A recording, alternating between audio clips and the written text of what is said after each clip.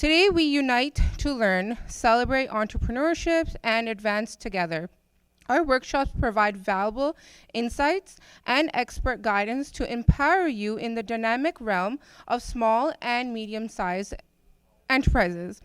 Join us for discovery, collaboration, and inspiration. We will now learn how to keep cyber criminals out of your business with Renee, founder at Indominus Managed Security. So if you guys can please welcome me, Renee. Louder, guys, louder. Hi, everyone. Everybody's having a good event? I didn't hear that. Yes. Oh, okay, thank you. Basically, how to secure your business against cyber criminals. That's what we're here to talk about. And let's start with the obvious question: what does Indominus Managed Security do? Very simple answer. We protect small and medium businesses' devices against cyber criminal. In order to do this, we deploy the equivalent of smoke detectors on all your devices and link them to our alarms central system. That way, if anything comes up in your environment, we'll know about it. Let's get the next question out of the way. Who are you? Well, my name is René-Sylvain Bédard. I've been an IT architect for the past 28 years, 20 of those as a Microsoft partner. So yes, I shouldn't be in an AWS event, I agree.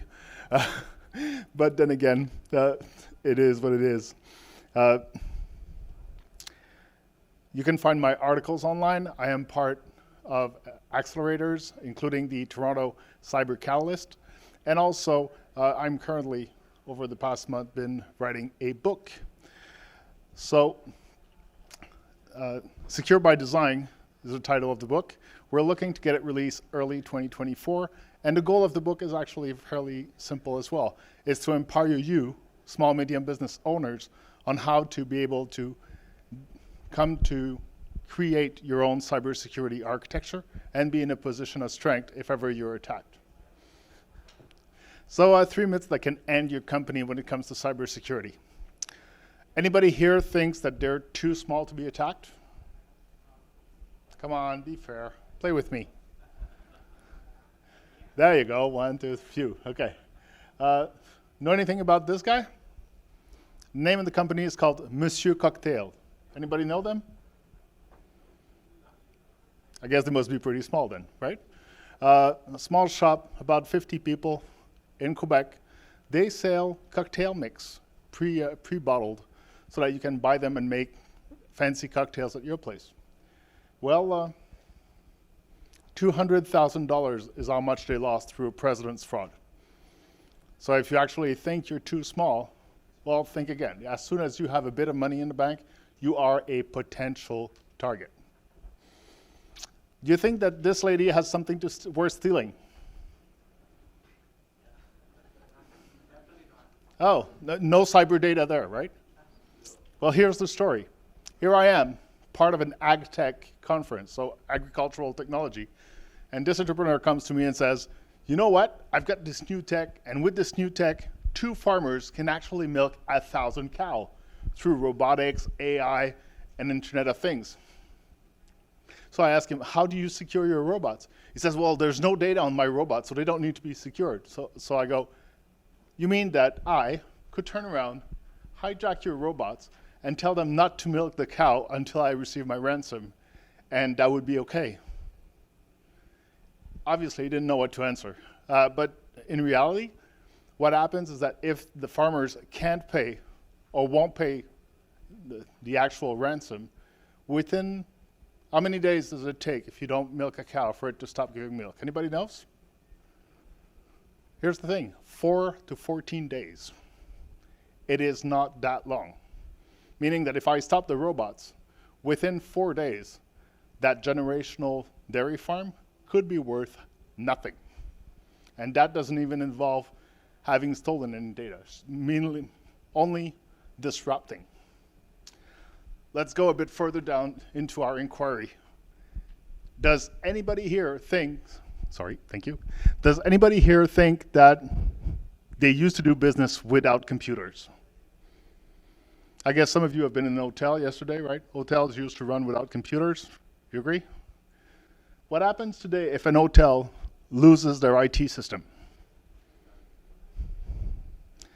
Well, basically, they could as well close because they can't even open the doors to the room anymore. They won't know how much you've taken in your minibar. They will not even be able to tell how long you've been in the room. That's how bad it is. And not less than 20 years ago, you could walk into an hotel with a credit card and they could just take you in without any security, right? So in their case, there's been some reports in 2019 where 400 hotels were attacked in Canada and they were losing millions per week. So although you think, oh, we used to work without technology, that's not necessarily how it works. So I'll be scratching a few urban legends, as you've just seen me do. And one of them is that SMBs can't afford to be secure, that cybersecurity costs too much money. Anybody agree with that? Oh, I've got a bunch of non-agreeers. Okay, anyway, there's a good reason for that, right? There's 3.5 million open positions in cybersecurity. Therefore, it costs a lot more to hire a specialist. And since large companies are taking all of them, obviously there's not many left for SMB. So let's do a paradigm shift. What if I told you that being cyber secure doesn't have anything to do with money? It has to do with the quantity of attention you're willing to put to it. Okay, let's let that sink in. By the way, I can hear the actual opposition in your brain, right? I can hear, well, you haven't seen my last quote, or are you full of it? I get it. I'll still try to debunk this by the end of this presentation. So, what problem do I solve? The problem's actually fairly simple. It's called cyberbullying. It's when somebody that has high teen knowledge decides to take an SMB hostage until they're giving him all of his money. So look at the numbers. 72 minutes for somebody to actually breach into your company and make himself at home. The average time it takes to be able to turn around and for most companies to detect that there's been a breach is 186 days. Now, how do we fix this? So here's my answer. So we've put our brain together and actually come up with a process we call secure by design, specifically for small and medium businesses. And what we're going to do today, managing expectations, we'll go through the entire process, but this is a 4 months process in real life. So I'll actually go through and give you hints of each as I go along. The goal is to empower business owners to create their own cyber defenses against cybercriminal. The first stage is survey. Now, why survey? Any idea? Because you can't protect what you don't know. If I ask in the room, who here actually knows which data is crucial for their business to keep going? Any ideas? Anybody knows? Okay. What does your customer data needs for you to be able to access it? Do you need an identity system? Or do you need to be able to authenticate against another system to get there? Yeah, so those are the type of thing. You need to have that topography. Because your customer data might not mean anything without your sales data. All those relationships have to be known. And as much as I'd love you to just say to you, let's back up everything and you'll be fine, that is not true. This is like anybody coming around and telling you that if you buy this product, you're going to be 100% secure. If anyone tells you this, run away. It's impossible to be 100% secure. Okay, so same thing for backup. If you back up everything, by the time you will have found what you need to get back into business, your bank accounts should be empty. It's too long, it's too much data, and it's too complicated to just back up everything. You have to be selective. And by the way, not having this is actually what boosts up the cost of my previous slides. If you don't know what you're going to be backing up, if you don't know what you need to be securing, and you try to secure everything, costs go up.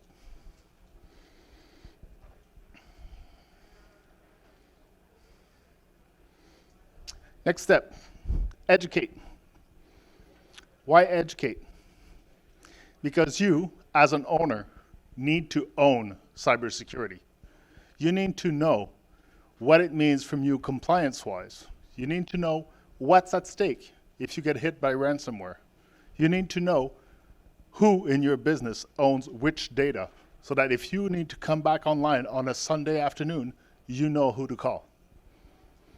Also, education is an inspirational game. You can't just force somebody to learn something and expect them to put it into practice without you being over their shoulders. So in order to do that, you need to demonstrate that you're doing it yourself. You, as an owner, start learning what it means to be a secure enterprise.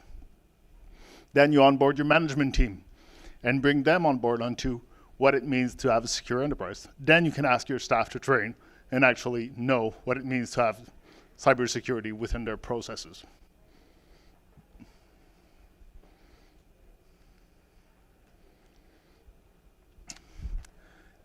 Then the construct phase. Basically, build the blueprints that will become your cybersecurity plan. And from there, being able to implement it so that you actually start having metrics and seeing what's happening in your business. The main challenge SMBs have is that they might be under attack and they would not know. They turn around, data could be gone, and they would not know. I'll make an apartheid here. I received this call from a gentleman who has an office that actually manages patent. And he tells me, I was a victim of an attack on Friday. This is Wednesday. I go, okay, so have you recovered? He says, yes, all my systems were back online by Monday. My managed service provider did everything right. They were back online. But then this morning, I received a call from La Sûreté du Québec, which is the equivalent to OPP around here. And they tell me that all my data is on the dark web being sold. So although his MSP, his managed service provider, was able to bring his system back online, nobody looked to see what had gone out. And they were actually able to take out his entire database out. So every single patent he ever filed over the past 20 years were now out in the wild. And so I told him, look, sad to say, but I can't help you. Here's the name of a good lawyer, and good luck. Because at that point, somebody in this history had not taken care of actually, checking the back door. Is there any data coming out? That's part of due diligence. It's part of testing. And if you're not doing it, well, they'll take advantage of that. They'll start by sending a few megs, and if it goes through, they'll just send everything they can. End of that story. So the other thing about architecture is that it is a team sport. You can't create architecture on your own, right? If you can come up with the best of plan, and as soon as you take it out to the wild, to the actual stakeholders, the one that have their hands on the wheels, something's going to break.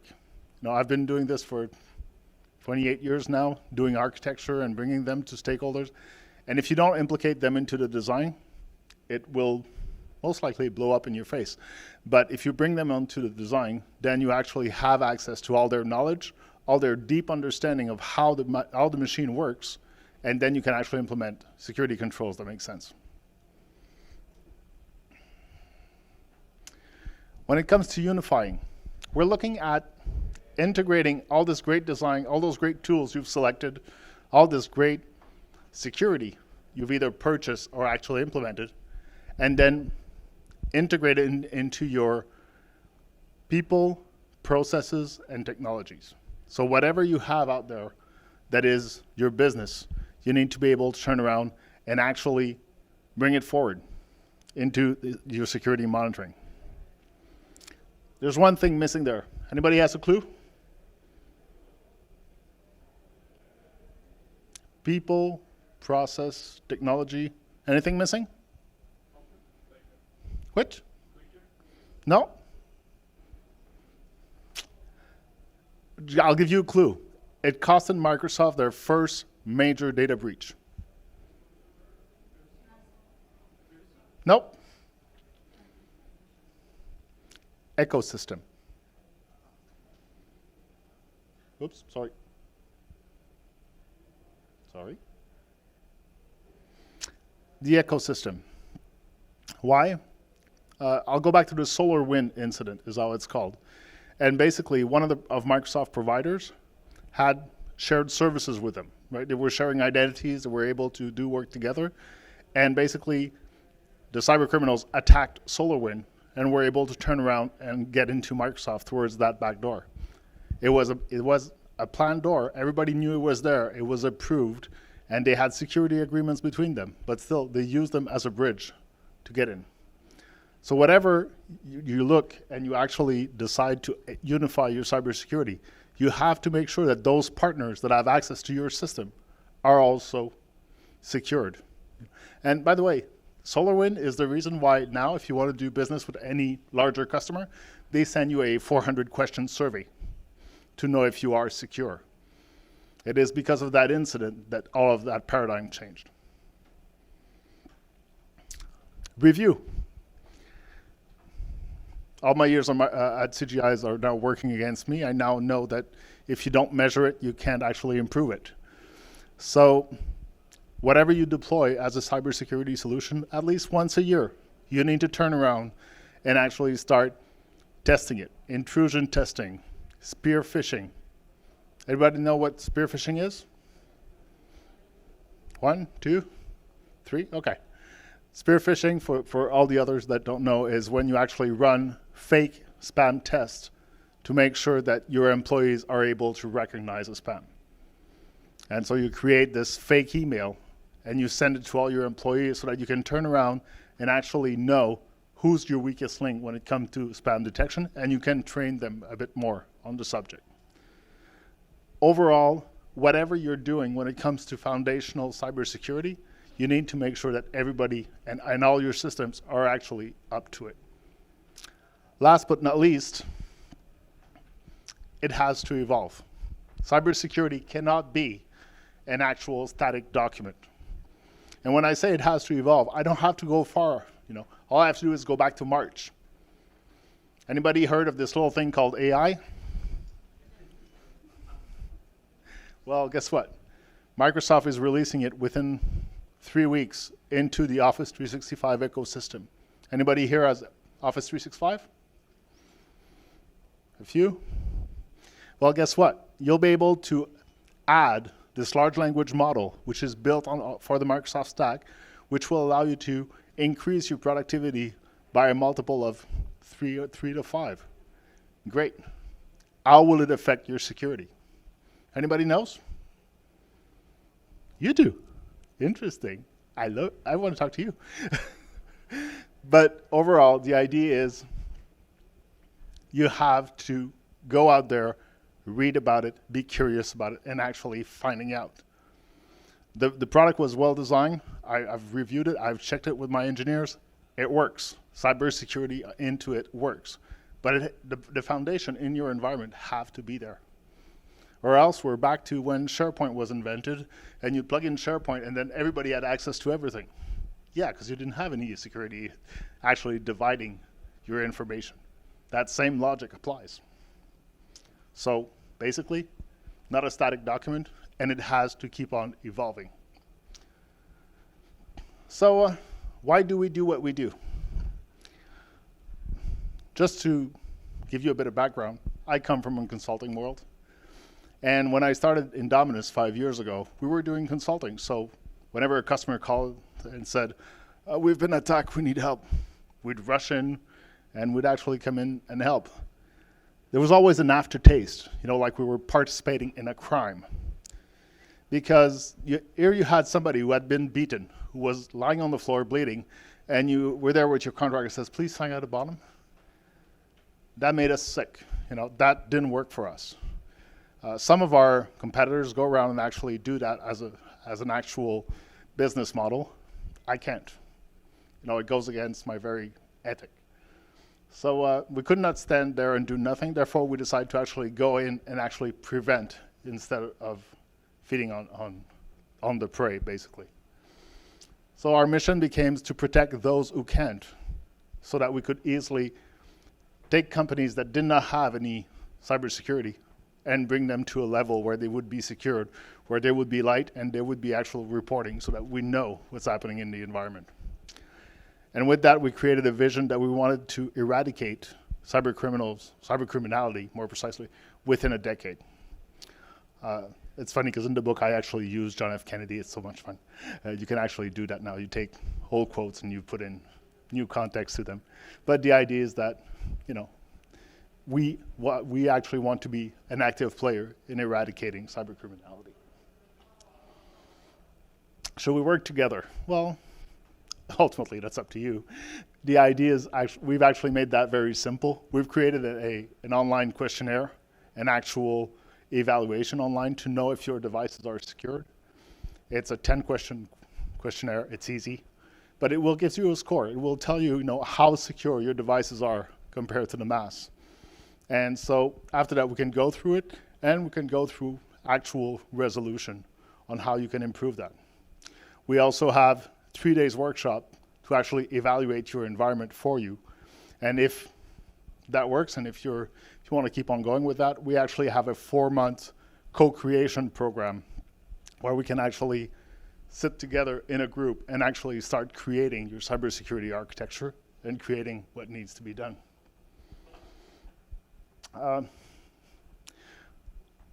Our customers are telling us that we're relieving them of pressure, right? We're removing some of those weights on their shoulders by actually giving them visibility and being able to, have a breather, knowing that there's a team in the background actually caring for them and making sure that they're not attacked.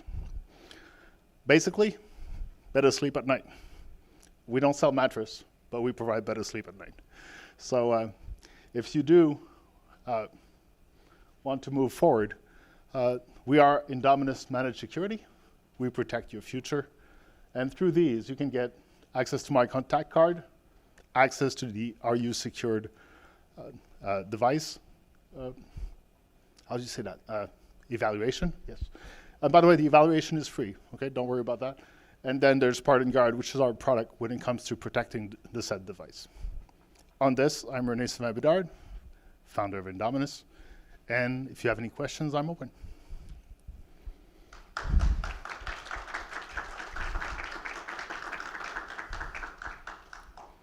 Yes? So what's a president attack? So you want to know what's the president attack. So the president attack is basically when there's a change of guard, when it comes to money management, somebody is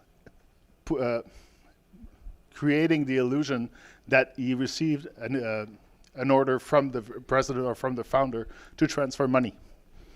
So in this case, the person waited, they just sat and waited for the CFO to change in that company, and they turned around and then made a person call who represented himself as a lawyer for a big acquisition. Everything had to stay confidential. Here are the account number into which the money has to be moved to, and so on and so forth. An entire credible story. And then since they had access to the president email, they actually sent a confirmation email from the president who was out of the country. So they could actually, they built this entire scenario where the only goal is to empty bank accounts. So they had to have access to the email? Their devices were compromised, yes. Hi. Thanks, René, for your presentation. I had a quick question. You mentioned about AI Yes. earlier.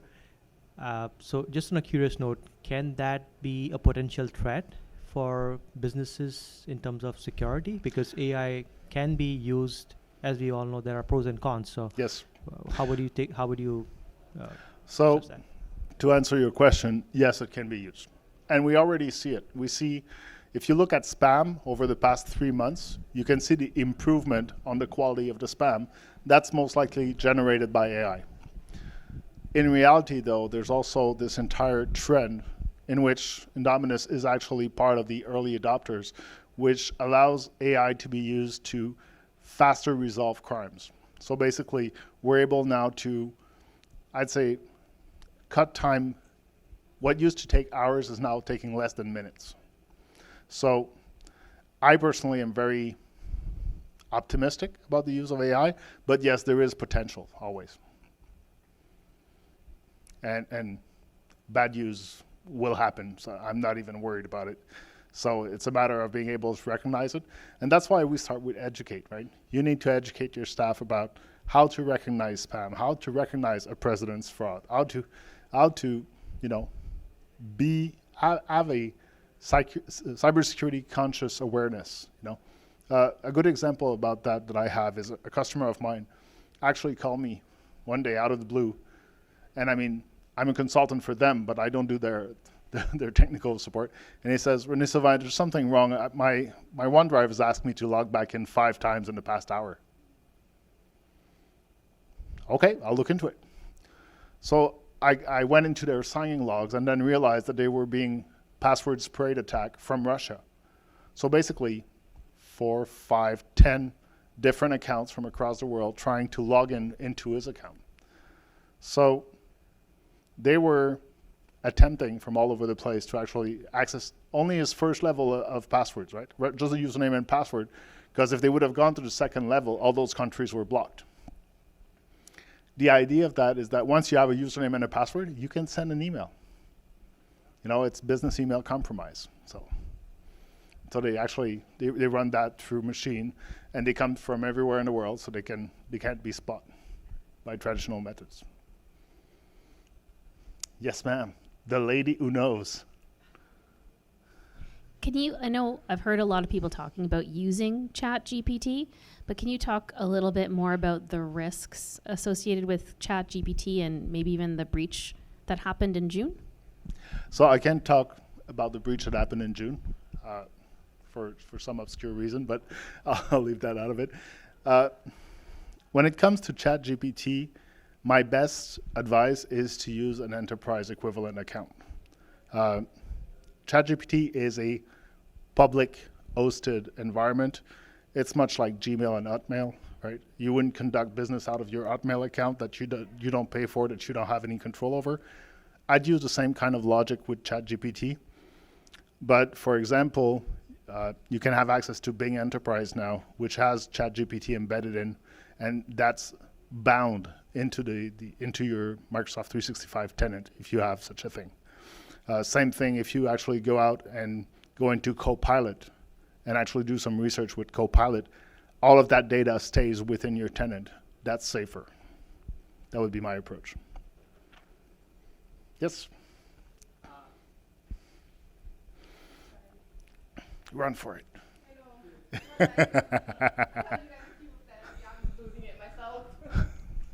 know. Hello. Hi. Could you explain your point of view? How do you see the future in terms of integrating AI tools into security IT tools? Yes. So it's funny because we're already into that. So it's not so much the future as it is tomorrow. So here's a good example. When you actually start collecting all of the events from all your systems, you get to have thousands and millions of lines of actual events. We used to, as cyber defenders, had to go through all those logs and filters and query through them in order to be able to just figure out what's happening. Now that we have access to AI that actually has those logs as a feed, literally, we can just ask the question, and within a few seconds, we have the answer. So that's one aspect of it. The other aspect of it is also the example of all the feeds that come in through Microsoft. So some of you might not know, but Microsoft is receiving about 63 trillion signals a day when it comes to cybersecurity. So when you take an AI and you put that as its feed, as soon as it sees anything that looks like a threat within your environment, He's able to identify it, he's able to quarantine it, and eventually it would also be able to have what we call auto-remediation, which is basically fixing it. So that's pretty much the view I see for AI. On top of that, we can easily see things like being able to explain to everybody what just happened, right? Oh, by the way, we've detected such and such virus. It would have done this, this, or that to your machine, and we blocked it like this. It's currently in quarantine there. Instead of Viper Z22.8 has been blocked, you know. Welcome. More questions? Well, on this, have a great end of event, and thank you for your time.